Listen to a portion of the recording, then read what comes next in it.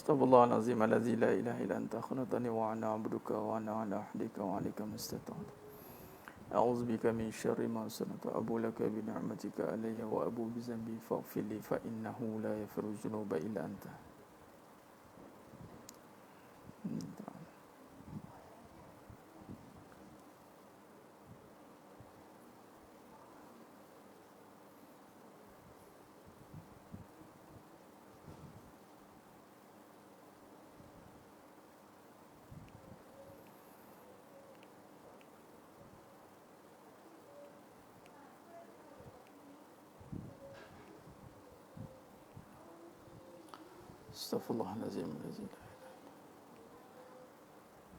Astaghfirullahalazim allazi la ilaha illa anta khalaqtani wa ana abduka wa ana ala ahdika wa alika mustata'tu. A'udzu bika min syarri ma sanatu abu laka bi ni'matika alayya wa abu bi zambi faghfir li fa innahu la yaghfiru dzunuba illa anta.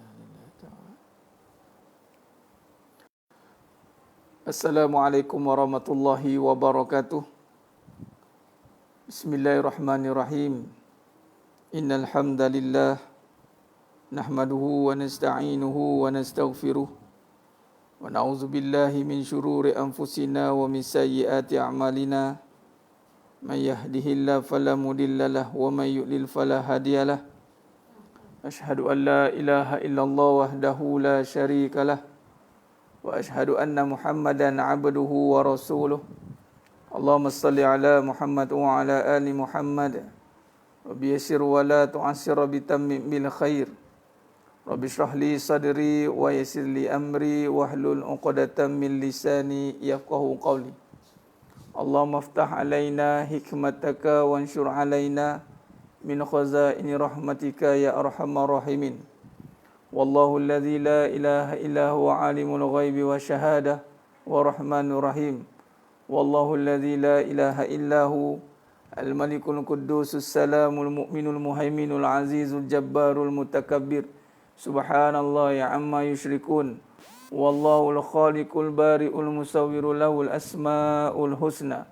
Yusabbihu lahu ma fis samawati wal ard wa huwal azizul hakim. Wala haula wala quwwata illa billahil aliyyil azim wala manja minallah illa ilaihi amma ba'du. Ayyuhal mu'minun ittaqullah usikum wa iyaya bitaqwallah faqad fazal muttaqun. Sidang jemaah yang dimuliakan Allah Subhanahu wa taala, mudah-mudahan kita semua tergolong dalam golongan hamba-hambanya yang benar-benar bersyukur. Amin ya rabbal alamin. Alhamdulillah, bersyukur pada Allah dipertemukan kita lagi pada malam ini dalam siri kuliah maghrib. Dalam siri kuliah maghrib kita, insya-Allah dalam tajuk kita nak bincangkan dalam masa yang ada ni, insya-Allah kita akan berhenti sampai isyak, insya-Allah, dan tajuk menanggalkan sifat ananiah. Ananiah yang maksud keakuan. Baik, jadi sidang jemaah yang muliakan Allah Subhanahu wa taala, bantu sebarkan dulu, copy paste kepada kawan-kawan kita, sahabat kita dulu. Mungkin tak naik notification ke apa ke, insya-Allah.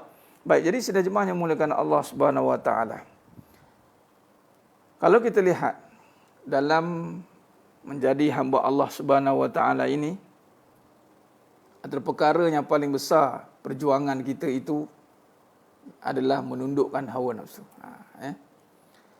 Dalam tempoh hari kita sentuh tentang bagaimana nak menundukkan hawa nafsu. Nak menundukkan hawa nafsu dalam siri yang lepas. Dan malam ni kita nak sentuh dengan lebih mendalam tentang menanggalkan sifat ananiah, sifat keakuan. Baik, jadi dalam konteks kita menjadi hamba Allah Subhanahu wa taala, antara perjuangan yang besar dalam menundukkan hawa nafsu. Menundukkan hawa nafsu ini tentang apa? Apakah perkara yang hendak ditekankan di dalam proses menundukkan hawa nafsu? Baik, pertamanya bila kita sentuh tentang nafsu, itu tentang perasaan.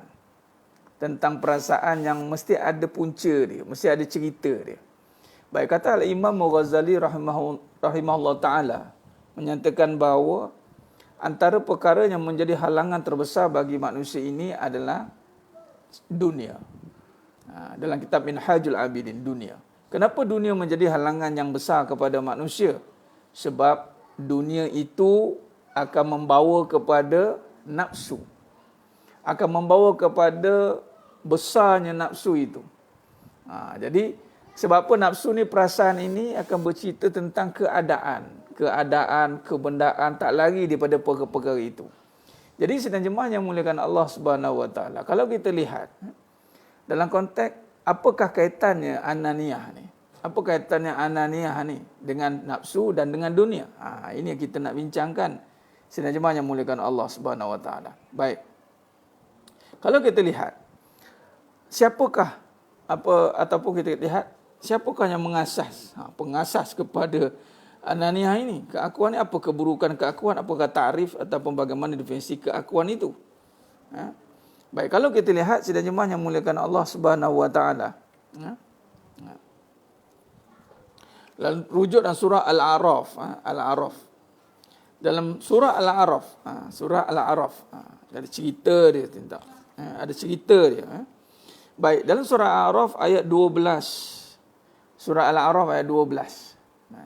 Dalam surah Al-A'raf ayat 12, Allah berfirman, yang mana Allah menyatakan, Allah bertanya kepada Iblis, qala ma mana'aka alla tasjuda iz amruka. Kalau kita lihat di sini sedang jemaah yang muliakan Allah Subhanahu Wa Taala. Khair. Kalau lihat, Allah tanya kepada Iblis. Allah berfirman, apakah yang menghalangmu sehingga kamu tidak bersujud kepada Adam? Nampak? Jadi, kalau kita lihat, apakah yang menghalangmu untuk sujud kepada Adam ketika aku menyuruhmu? Is amartuka, qala, kata Iblis. Qala, ana khairum minhu, khalaqtani min nar, wa khalaqtahu min tin. Yang mana Iblis berkata, ketika aku menyuruhmu, yakni Allah menyuruhmu, lalu Iblis menjawab, aku lebih baik daripada dia. Nampak? Ini yang kita nak definisikan ananiyah ni. Ana khairu minhu. Baik, dari sudut apa? Dari sudut apa Iblis berkata begitu? Ana khairu minhu, yang mana Iblis mengatakan bahawa khalaqtani, engkau ciptakan aku min nar, daripada api. Wa khalaqtahu min tin, engkau sedangkan dia daripada tanah. Nampak? Jadi sedang jemaah yang muliakan Allah Subhanahu Wa Taala, kalau kita lihat dalam konteks nafsu ni, dia akan pergi kepada keadaan dan kebendaan yang membawa perbezaan. Apakah yang membezakan kita ni nanti, yang menjadi sehingga kan berlakunya perpecahan? Itu apabila kita melihat dari sudut luaran kebendaan. Yang ini yang membawa keakuan itu, ananiyah itu, nafsi. Keakuan yang dilihat dari konteks kebendaan, dan kebendaan ini adalah keduniaan. Bila sebut kebendaan, dia akan merujuk kepada keduniaan, dan perasaan itu menyatakan atas keadaan perkara itu adalah bersandarkan kepada nafsu. Nafsu tadi dia ada perasaan, ada keadaan yang mendorong nafsu ini untuk menyatakan bahawa ana khairu minhu, aku lebih baik, aku lebih bagus daripada engkau. Baik, bila disebut begitu, ada gambaran-gambaran yang mula ditonjolkan, mula dinampakkan. Ini yang bahaya. Mula diketengahkan dalam kehidupan ini. Dan ini akan menyebabkan dunia tadi dibesarkan oleh nafsu yang telah mendapat dorongan bahawa keduniaan telah menunggang dia. Dunia yang menunggang nafsu ni. Sebab contoh tadi, bila kata Iblis, dia melihat Nabi Adam AS dalam konteks arahan sujud. Allah sujud, tuan-tuan. Allah suruh sujud. Allah suruh sujud. Iblis, Allah suruh sujud kepada Nabi Adam AS. Kemudian kalau kita lihat, tiba-tiba dia terhalang. Dia terhalang nak sujud. Bermaksud kalau kita boleh faham dalam konteks amalan kita hari ini, suruhan dan larangan Allah ni, kalau kita letakkan pada diri kita, apakah yang menghalang kita untuk taat kepada suruhan Allah? Sebagai contoh, Allah bagi kita syariat. Kalau kita lihat tentang iblis, kita boleh lihat tentang bagaimana berpasangan. Berpasangan. Jadi apa yang menghalang kita untuk menghormati? Itu dia. Apa yang menghalang kita untuk menghormati sesama insan? Hormat menghormati sesama, apatah lagi pertalian darah. Hormat menghormati sesama Islam. Selagi mana tidak bercanggahan perbuatannya itu, tidak bersalahan daripada hukum. Mungkin dia juga ada keburukan. Tapi nak ceritanya bahawa apakah yang menghalang kita, itu mesti ada sebab yang menjadikan keduniaan punya ukuran. Mesti ada. Mungkin kedudukan. Sebab tu kata Al-Imam Ghazali SWT itu, yang menghalang itu adalah apabila dunia itu diutamakan. Ya Puan Alia Iman Sofaat, bukan kata hidap nakasti itu perkataan baru tu, itu perkataan zaman moden tu. Perkataan yang dimodernkan. Dia tak ada narcissistic disorder ke, dia sebenarnya keakuan dia. Dia sebenarnya tak nak ikut arahan. Dia melihat diri itu serba bagus, serba hebat, serba boleh. Ataupun dia ada satu kelebihan dari sudut milmal dengan harta, dari sudut umur, dari sudut apa kelebihan benda yang Allah beri pada dia. Mungkin pengalaman dia di dunia, dari sudut keduniaan. Dari sudut amalan pun mungkin jadi keduniaan, sebab dia akan nampak bahawa daya dia, tenaga dia untuk beramal banyak. Engkau amal macam mana? Dari sudut ilmu, engkau belajar kat mana? Engkau siapa? Jadi maknanya dia mengukur dalam konteks gagalnya kita untuk taat kepada Allah itu, sebagai contoh, memaafkan. Dalam konteks menyayangi, dalam konteks, dalam sesama manusia lah. Kita boleh simpulkan bahawa kadang-kadang yang menghalang kita itu untuk berbuat baik itu, atas suruhan Allah Subhanahu Wa Taala itu, adalah kita melihat diri kita itu ada kelebihan. Kelebihan. Sebab itu kalau kita lihat dalam surah Al-Alaq, kalau lihat dalam surah Al-Alaq ayat 6, kalla innal insana la yatgha. Manusia ni akan melampaui batas. Mesti akan melampaui batas. Sebab apa? Summa ra'ahu istaghna. Sebab dia merasa dia tu serba hebat, serba boleh. Bila kata dia ni serba boleh, bermaksud apabila Allah takdirkan sesuatu keadaan yang mesti dilakukan mengikut syariat. Sebagai contoh, susah. Allah takdirkan kita susah. Bila Allah takdirkan kita sifat datangnya keadaan susah, maka kita seakan-akan rasa macam keadaan itu tidak layak bagi kita. Tu dia. Tak layak aku kena susah ni. Apabila kita melihat dunia ini datang dengan keadaan, cara kita melihat dengan kelayakan kita. Aku ni bagaimana keadaan berhadapan dengan situasi itu, kelayakan kita. Maka sidang jemaah yang dimuliakan Allah Subhanahu Wa Taala. Jadi, Waalaikumsalam warahmatullahi. Ya, keluar hari-hari. Hari-hari saya keluar, saya ada jemaah. Saya ada jemaah saya. Alhamdulillah. Alhamdulillah. Jadi sidang jemaah yang dimuliakan Allah Subhanahu Wa Taala. Hari-hari kita keluar. Itu dia. Khair. Jadi sidang jemaah yang dimuliakan Allah SWT. Jadi bila kita letakkan tadi, ada kelebihan, kelayakan, dia ada kemampuan, kedudukan, harta, ini semua ni akan menyebabkan kita punya satu perkara yang akan membawa kecenderungan kepada keakuan. Keakuan, akan membawa kepada keakuan. Aku ni, dia akan membawa kepada sifat-sifat tadi. Sifat-sifat yang rasa sempurna. Dan rasa dia dah buat kerja agama, dia rasa dia dah ada lebih amal, dan dia tak nampak itu ada satu anugerah. Kata guru saya bersama, saya berfadilah, Datuk Salud Omar Aqari. Kalau saya call dia, Tok, apa khabar? Sihat. Adalah ceramah ni, nak pergi ceramah ni, time COVID, sebelum COVID lah ni. Nak pergi ceramah kat masjid sana, sini.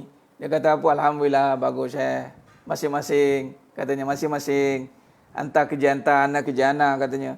Satu perkara, kita melihat bahawa apabila Allah Subhanahu Wa Taala menyuruh kita ini untuk taat kepada Allah dalam konteks melihat bahawa segala sifat yang ada ini, yang mana kepemilikan itu tidak wujud dalam diri kita sebenarnya. Masing-masing dianugerahkan Allah SWT.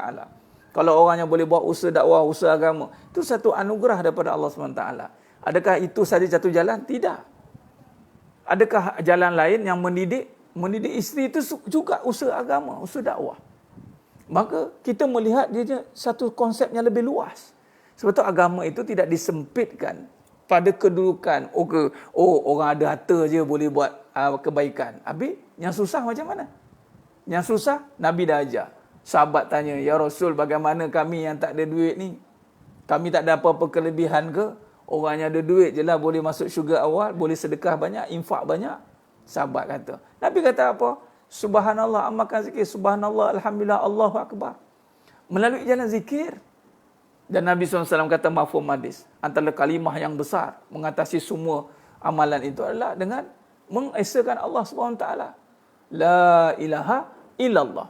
La ilaha illallah ini tidak membawa kita untuk menjadi orang yang ada kelebihan. Aku lebih bagus dari dia. Tidak. Membawa kalimah la ilaha illallah ini membuatkan kita bersifat hamba.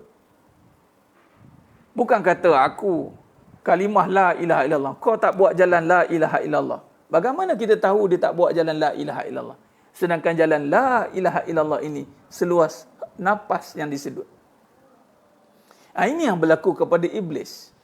Dia merasakan bahawa dia je yang ada kelebihan itu.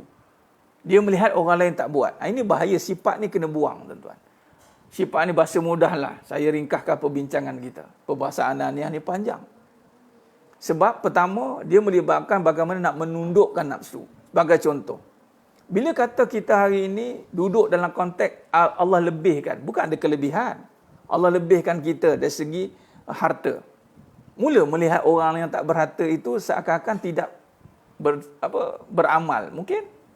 Ni sebab tak beramal ni susah lah ni. Tak berusaha lah ni. Nampak? Kita tengok orang lain seakan-akan macam dia ni tak berusaha sehingga Allah susahkan dia. Hati-hati. Macam kita ada harta, kita anggap macam ada kelebihan. Jangan, itu meremehkan orang dan masuk kategori sombong. Sebagai contoh, Allah lebihkan kita dari segi sudut amal. Allah lebihkan je boleh beramal. Tak bermakna orang yang tak beramal itu bermaksud dia lebih hina dari orang yang beramal. Belum tentu. Sebab tu hina dan mulia itu bukan duduk pada kelebihan yang dia buat. Hina dan mulia itu duduk pada Allah memuliakan di saat bila? Di saat bertemu dengan Allah. Kita tak tahu. Cuma nak bagi tahu, apabila kita duduk dalam sesuatu kelebihan, tidak bermakna kita sudah ada lebih. Hati-hati. Tidak bermakna kita punya satu kelebihan yang melebihi orang lain. Tidak. Sebenarnya kelebihan itu adalah apabila Allah lebihkan. Bagaimana Allah nak lebihkan? Itu terletak kepada keikhlasan seseorang itu. Dan akhlak seseorang itu. Sebab itu menanggalkan keakuan, kalau boleh kata, dia adalah kewajipan. Sebab apabila menanggalkan keakuan ini, menyebabkan seseorang itu diangkat oleh Allah SWT. Di sisi Allah SWT, bukan amalan yang banyak yang Allah nak tengok. Yang di sisi Allah SWT, Allah nak tengok apa? Inna Allah la yanzuru ila suwarikum wa amwalikum walakin yanzuru ila qulubikum, hati, wa amalikum, perbuatan. Akmal ni anda kena faham. Kita sedang jemaah yang mulakan Allah Ta'ala. Akmal ni bukan kata anda duduk tikar sejadah 24 jam, bukan. Itu amal, itu mufrad. Akmal ni gabungan perbuatan. Bila kata akmal, dia lebih kepada akhlak sebenarnya. Sebab itu ada kata dalam hadis mafhum hadis. Seorang jumpa dengan Nabi SAW. Bertanya tentang kisah si Fulana, seorang jiran. Yang jenis macam kira beribadat lah ni. Kalau beramal tu, puasa tak tinggal, tahajud tak tinggal, keluar tak tinggal, contoh. Semua amalan dia buat lah. Bangun malam, puasa, tetapi mulut tak jaga. Nabi kata apa? Finnar, dia masuk neraka. Tentang kenapa mulut pula yang menjadi ukuran dia? Kenapa Allah tak kira perbuatan tadi? Sedangkan amalan banyak. Di sini kita kena lihat. Kita lihat balik iblis. Kalau sekiranya iblis itu banyak amal, mestilah dia tidak boleh jatuh kepada kerosakan. Sebab apa? Sebab dia melihat pada kedudukan dia ada lebih. Mulut lah tu. Mulut. Iblis ni, bak kata kalau ikut kejadian, kita tak tahulah mulut jin macam mana. Tapi bila dia berkata apa? Dia berkata apa? Ana khairu minhu khalaqatani min nar. Tak, mulut lah tu. Dia ni siapa? Mulut. Dia ni siapa? Dia daripada tanah, aku pada api. Nampak mulut tak jaga, mulut. Hati-hati. Dia tidak membawa kepada iman yang benar. Sebab tu Nabi kata, man kana yu'minu billahi wal yaumil akhir falyakul khairan aw liyasmut. Falyakul khairan aw liyasmut. Dan mulut ini sedang jemaah yang mulakan Allah Subhanahu wa taala. Bukan kata mulut yang terletak pada lisan, tetapi ingat mulut ini di sisi Allah bahasa suara hati. Hati juga menjadi sama di sisi Allah, lintasan sama. Jadi sedang jemaah yang mulakan Allah SWT. Sebab itu, apabila kita meletakkan menanggalkan ananiah, sebenarnya adalah nak membersihkan hati daripada sifat-sifat mazmumah. Yang mana akmal, akhlak ini, contoh jemaah, amalan harian, untuk nak bentuk apa? Keluar jemaah tu nak bentuk apa? Sebenarnya, itu tarbiyah supaya berakhlak baik. Berakhlak, hidup biar berakhlak. Belajar sunnah Nabi, keluar 3 hari, keluar 7 hari, keluar 40 hari, keluar 4 bulan. Itu nak didik akhlak. Tapi kalau itu pun ada perbezaan-perbezaan, kalau itu pun nanti ada membeza-bezakan, macam mana? Anda keluar pergi itu yang keluar jemaah, yang keluar ulang-alik, keluar rumah, pergi masjid, balik masjid, keluar juga tu kan. Perangai sama macam mana? Masih lihat kelebihan, masih melihat diri lebih. Sehingga kalau orang tak buat tu, ibarat macam tak sempurna lah orang tu. Kita keluar setiap hari, pergi masjid. Keluar ni. Ada orang tak pergi. Ni saya selalu buat cerita ni tuan-tuan. Saya kadang pergi kuliah kan kat masjid. Saya bagi tahu gini.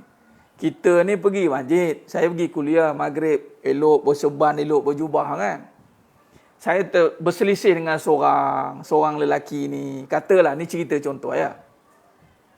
Bila saya tengok lelaki tu, dia tak pergi masjid. Tapi saya tengok dengan keadaan berapa?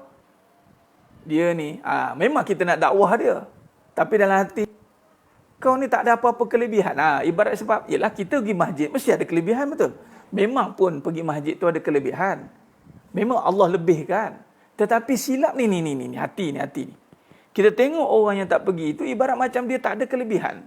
Macam, anak kena dakwah hantar ni, supaya pergi masjid ni. Anak kena dakwah hantar. Yang dia tu, kita tak sempat cakap kat situ. Yang dia tu, si fulan itu, dia tengok kita, dia kagum. Dia tengok, bagusnya lah ustaz tu. Bagusnya lah pergi masjid, ya Allah. Dia kagum dengan orang baik. Maka, yang si fulan di luar itu, lebih mulia di sisi Allah. Sebab dia tidak merasa kebanggaan pada diri dia. Ini yang paling susah tuan-tuan. Yang paling susah nak buang adalah melihat diri itu lebih. Itu je. Nak pendekkan cerita ni. Nak melihat diri itu lebih. Kalau berguru dengan satu tok guru, rasa diri lebih sebab tok guru hebat. Padahal dia tak hebat pun. Guru je hebat. Dia tak hebat. Tapi dia berguru dengan tok guru hebat, dia rasa lebih. Nampak? Rasa ada ilmu lebih sikit, rasa lebih. Mula lebih-lebih. Ada umur lebih sikit, rasa lebih. Lebih pengalaman. Ada lebih tenaga sikit, rasa lebih. Ini Allah kata, kalla innal insana la yatgha ra'ahu istaghna. Ini Allah kata. Mentang-mentang lah ada ni, ada grup sikit, grup pula ramai follower, rasa lebih. Ada jemaah sikit, konsisten buat amal, konsisten tadarus, konsisten buat zikir, konsisten, rasa lebih. Ini payah tuan-tuan. Ini penyakit yang lebih bahaya daripada penyakit COVID tuan-tuan. Ini penyakit merasa diri lebih. Itulah ananiah. Sepatutnya makin beramal, makin rasa diri itu kurang. Baru duduk sikit, dah rasa. Baru menimpil sikit, dah rasa hebat. Allah Akbar. Ini melihat orang lain. Bila tak buat, tak rasa. Mula ada gap, ada perbezaan. Nabi SAW tidak pernah membeza-bezakan. Nabi SAW berusaha nak menyatukan dalam semua aspek. Tapi datang kita, mentah-mentahlah kita ni ada sikit label sikit. Ada branding sikit, kita daripada kumpulan sekian, kita ada grup sekian, kita dah buat amalan sekian, mula membezakan. Nabi tak pernah. Sebab tu Nabi SAW tak pernah meletakkan amalan yang khusus. Kalau nak buat silakan, tapi Nabi tak pernah. Cuba yang kalau Nabi buat, tuan-tuan. Sebab tu Nabi, amalan ni adalah amalan yang kafah, yang menyeluruh. Islam ni syumul. Orang kalau Nabi jumpa orang ni kadang-kadang tak mampu nak beramal sikit, Nabi suruh dia beramal sikit. Malah Nabi menekankan bahawa jangan kejar yang banyak, kejar yang sedikit yang istiqomah. Allah cukup suka orang yang amalan yang sedikit tapi istiqomah. Nampak? Ini kadang-kadang kita membesarkan amalan tu, ya memang disuruh oleh Islam, tapi Allah suruh amalan yang terbaik. Ayyukum ahsanu amala. Ayyukum ahsanu amala. Kita nak buat amal yang terbaik, bukan amal buat-buat baik. Amal yang terbaik itulah amal yang menanggalkan keakuan, merasa diri kehambaan, tunduk dan patuh kepada suruhan dan meninggalkan larangan. Dalam apa jua bidang lah. Kalau anda seorang guru yang taat. Kalau anda seorang pekerja yang taat. Apa pun bidang anda di muka bumi ini, pastikan tiada keakuan. Itu saja. Kalau sebagai ustaz yang tiada keakuan. Kalau sebagai pengikut yang tiada keakuan. Kalau sebagai isteri yang tiada keakuan. Kalau sebagai suami yang tiada keakuan. Kalau sebagai Perdana Menteri yang tak ada keakuan. Kalau sebagai menteri yang tak ada keakuan. Ini nak tanggalkan semua ini. Kalau duduk dalam jemaah, jangan ada keakuan. Ni jemaah aku ni. Ni tengok jemaah aku bagus. Hang dah buat belum? Hang dah buat belum? Dia siap tanya tu. Mana belum sampai makam ni kata. Ini belum sampai lagi, agama belum sempurna lagi ni. Siapa kita nak sempurnakan agama orang? Siapa kita?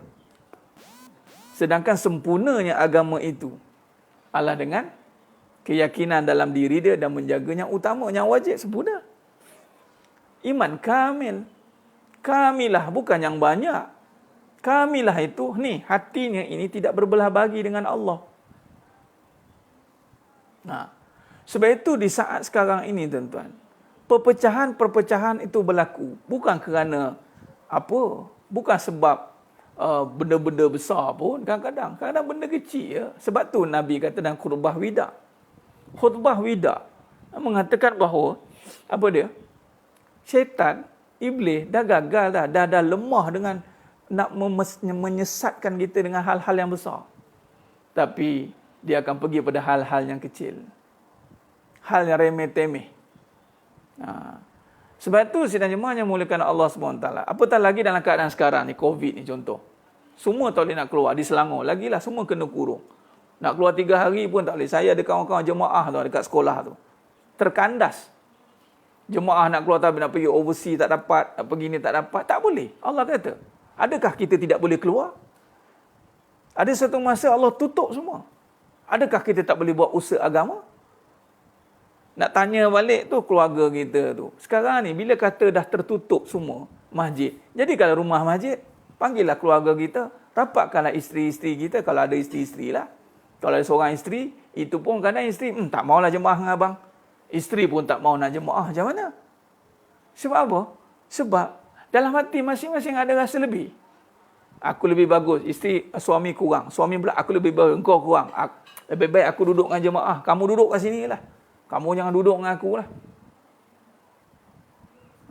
Jadi sedang jemaah yang muliakan Allah Subhanahu Wa Taala.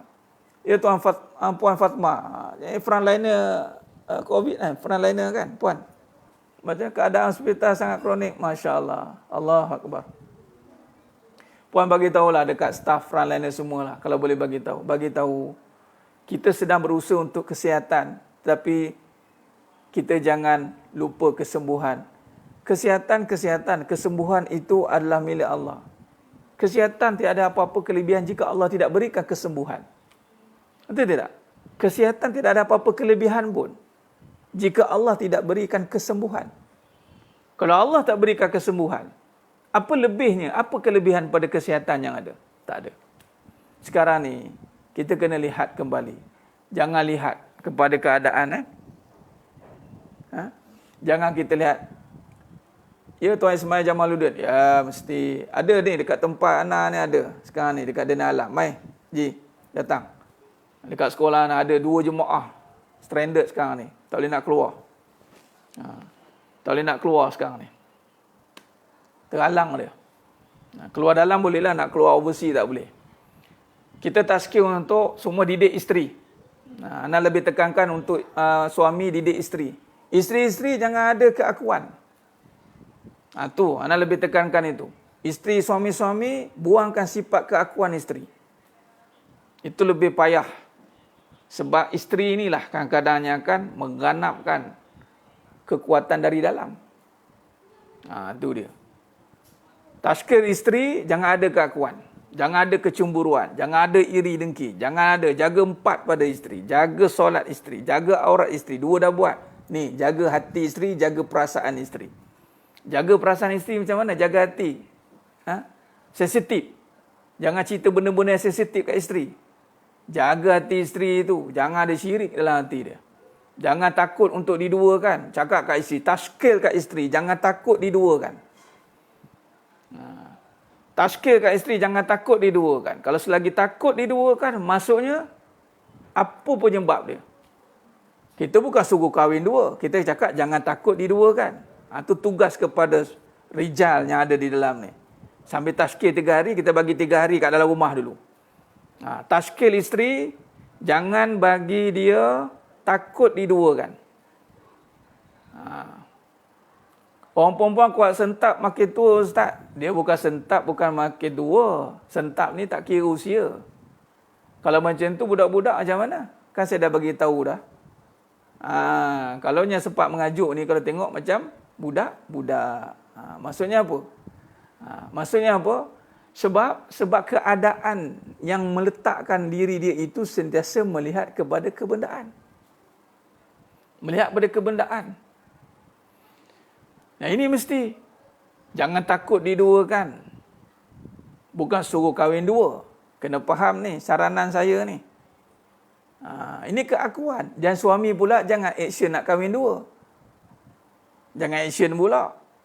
Mentang-mentang lah nak kahwin dua. Jangan main-mainkan isu tu. Tapi itu isu besar. Ini antara poin-poin ananiah, tuan-tuan. Antara poin-poin ananiah, keakuan. Besar keakuan itu wujud apabila masing-masing mempertahankan diri masing-masing. Bukan mempertahankan agama. Mempertahankan perasaan. Perasaan pun satu bab. Apa perasaan? Yang tadi cepat mengajuk tadi. Membiarkan isteri cepat mengajuk. Kenapa?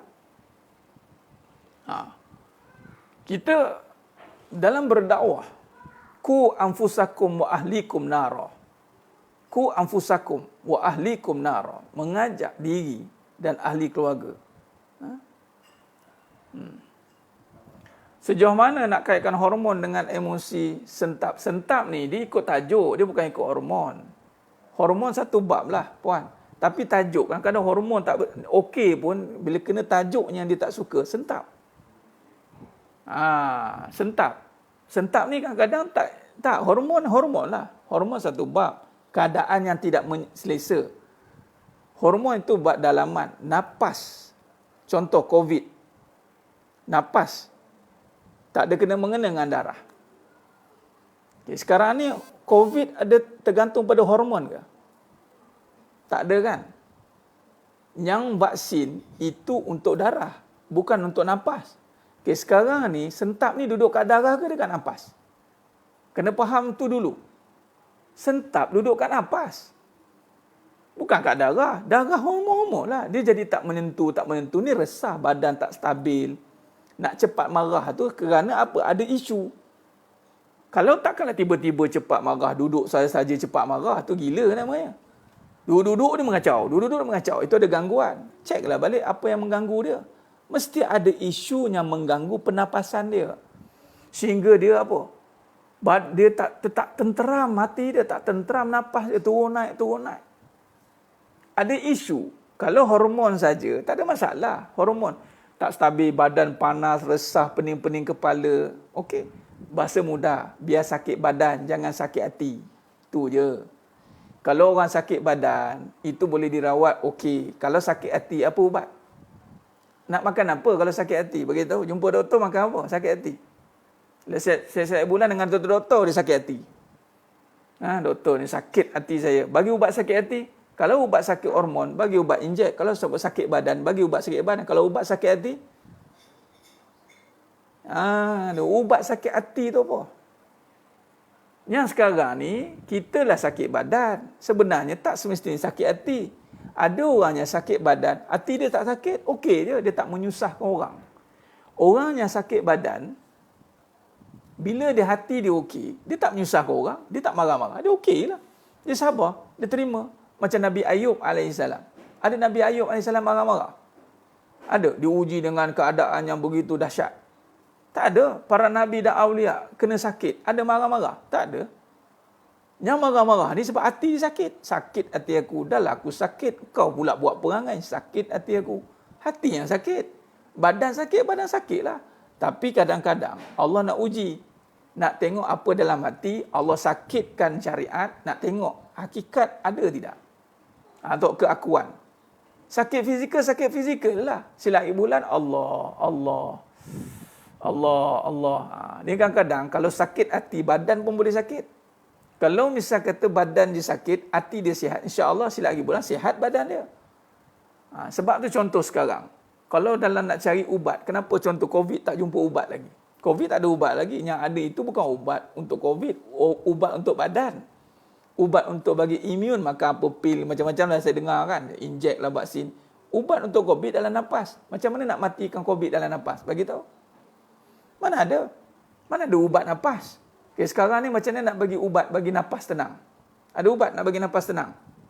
Sumbat kat hidung apa? Basuh hidung. Pak, sumbat.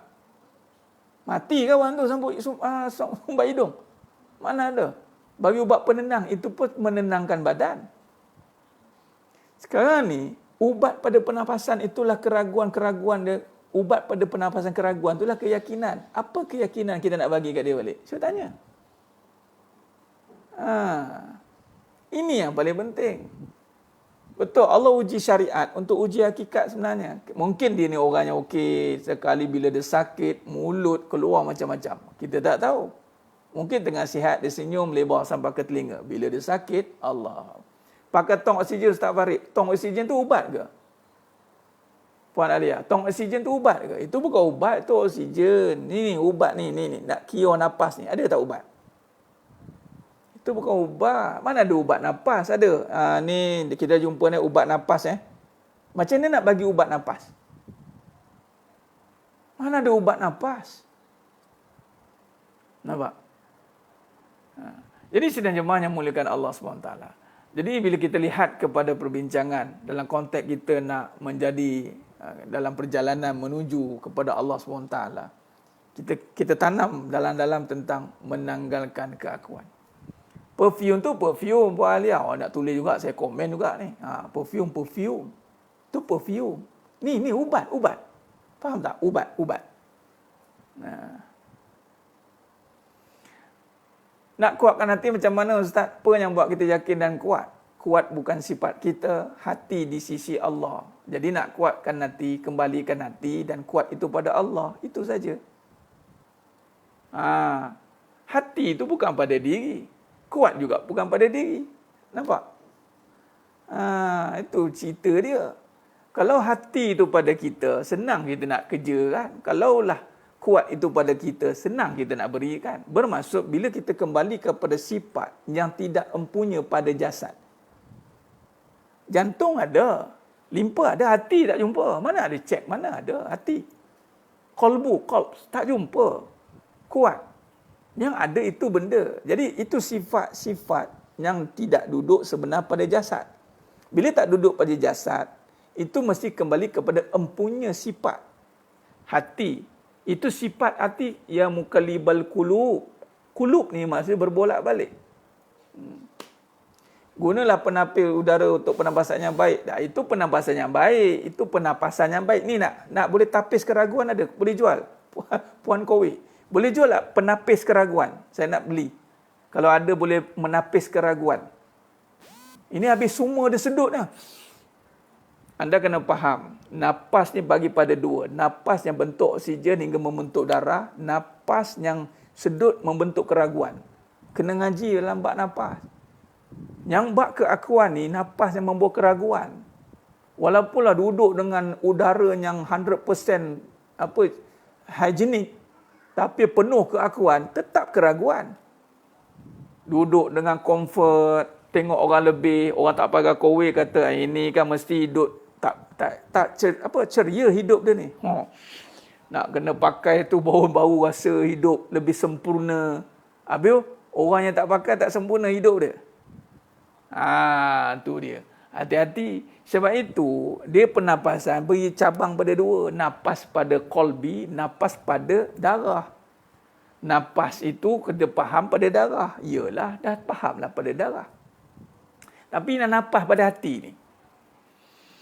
Itu cerita dia sidang jemaah yang mulakan Allah SWT. Jadi maknanya kesimpulan penutup kita pada malam yang penuh barakah ni, kita nak faham benda begini. Antara penghalang kita yang menyebabkan kita ni gagal dalam nak kembali kepada Allah. Ataupun kita dah buat macam-macam perkara. Jika penyakit asma dengan sempur macam mana Ustaz? Itu penyakit. Penyakit rawatlah dengan penyakit. Itu pun asma dengan sempur pun. Doktor pun hanya boleh bagi inhaler dengan apa alat bantuan pernafasan. Okey? Dia kena betulkan balik sistem.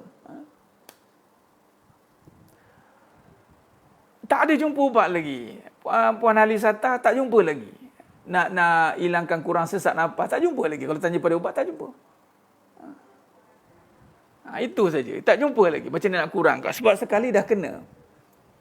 Dia dah tangkap. Sebab tu mencegah. Sebab tu lebih baik daripada mencegah. Kalau dah kena tu dia nak pergi merawat. Merawat ni kita kadang tak tahu. Dan nak lagi kita tak jumpa lagi jalan. Cuma kita ada lagi satu jalan yang keluar, dia panggil pengharapan. Ya Tuan Aswad. Oh, asma. Masya Allah. Alhamdulillah. Dah tak nampak pun datang pakai inhaler. Khair. Jadi maknanya, obat rindu apa? Ingat mati. Tu dia. Ingat mati tu baru betul rindu dia. Allahumma salli ala Muhammad wa ala alihi. Khair. Jadi sebenarnya yang muliakan Allah SWT, jadi penghalang kita balik pada kesimpulan adalah ananiyah, tu keakuan. Jadi tanggalkan keakuan itu dengan pelbagai benda ni. Jangan kaitkan diri dengan benda lah, lebih pada benda, lebih pada nampak, tak ada. Kita tanggalkan semua itu, kita lebih hanya pada Allah. Allah lebihkan. Tapi kita tak tahu yang mana satu lebih. Sebab tu amal ni sebenarnya tak boleh pilih-pilih. Yang mana Nabi suruh buat, yang mana dapat tu buat. Jangan hanya buat, oh ni ada lebih. Sila bulan buat tak ada lebih. Nak cakap macam mana? Sebab tu buat apa yang disuruh. Yang disuruh, apatah lagi suami suruh, tu buat. Allah suruh, suruhan yang utama. Yang wajib-wajib. Bila kata suami suruh jadi wajib. Apatah lagi suami suruh solat jemaah, wajib. Suami suruh tutup aurat, dah wajib lah. Tapi dia akan berganda lagi kewajipan itu sebab suami suruh. Jadi sidang jemaah yang muliakan Allah SWT. Jadi maksudnya adalah menanggalkan keakuan. Jangan melihat apa-apa kelebihan. Oh, aku buat ni lebih, dah zikir 1000 kali mesti ada lebih. Jangan. Sebenarnya kelebihan, walaupun ada perbincangan macam Tuan Haji kita tadi, Tuan Haji Semang kita, fadha'il amal, kelebihan beramal. Memang setiap amalan ada kelebihan, tapi kita tak tahu kita dapat tak kelebihan tu. Jadi jangan kita remeh-remehkan orang, pilih-pilih orang, oh aku buat ini je bagus, ini tak buat, ini tak payah pun tak apa, itu jangan. Sebab tu kita tak tahu yang mana satu amalan. Sebab tu jangan kita meremehkan amalan walaupun sekecil-kecil amalan. Jangan kita mengangkat besar amalan. Ini kau tahajud. Ini tahajud ni makam tinggi ni di sisi Allah ni. Ni tahajud ni hebat ni. Memang amalan tu hebat. Tapi kita tak tahu kita boleh lebih tak daripada amalan tu. Kita dapat tak kelebihan daripada tu? Kita tak tahu. Bila tak tahu, lebih baik kita tundukkan diri kita. Tanggalkan apa saja sifat kelebihan-kelebihan yang kita bersangka, ni aku dah tahajud ni kot, sebab aku dah duha ni kot, sebab aku dah buanglah aku tu. Lebih baik kita terima kasih ya Allah atas kurniaan-Mu bagi aku tahajud. Terima kasih ya Allah. Banyak terima kasih lah. Alhamdulillah je lah. Kalau tak dapat pun Alhamdulillah lah. Sebab amalan ni milik Allah. Ya Allah, terima kasih ya Allah. Setakat ni kau bagi aku menjaga yang wajib. Syukur Alhamdulillah. Buat sungguh-sungguh yang wajib itu. Itu cara dia ya. Sidang jemaah yang mulia Allah Ta'ala. Khair, saya kira cukup setakat tu dulu. Terima kasih banyak. Kita sambung lepas ni satu lagi kuliah di Sekolah Tafiah Syakirin. InsyaAllah. Terima kasih kepada pihak penganjur, jawatan kuasa Surah An-Nufasa 3A Bandar Serba Selatan. InsyaAllah saya dipahamkan nanti ada lagi siri kuliah yang akan datang. Jadi sama-sama lah terus imarahkan pengajian kita di page Surah An-Nur insyaAllah. Bila dimaklumkan tarikh-tarikh yang akan ditentukan kemudian insyaAllah. Khair. Mohon ampun maaf di atas segala kekurangan, terkasar kata, tukuran bicara. Hanya Allah Ta'ala sajalah yang menyempurnakan perbahasan kita pada malam ini. Khair. Aku lu qouli hadza wa astaghfirullahal azim li wa lakum. Wa bila taufiq wal hidayah. Wassalamualaikum warahmatullahi wabarakatuh. Kita tangguh dengan tasbih kafarah dan suratul. Subhanakallahumma wa bihamdik. Asyhadu an la ilaha illa anta astaghfiruka wa atubu. Bismillahirrahmanirrahim wal 'asr. Innal insana fi khusr illa alladhina amanu wa salihat wa tawassaw bil haqq wa tawassaw bis sabr. Wallahu a'lam bisawab. Takbir. Allahu akbar.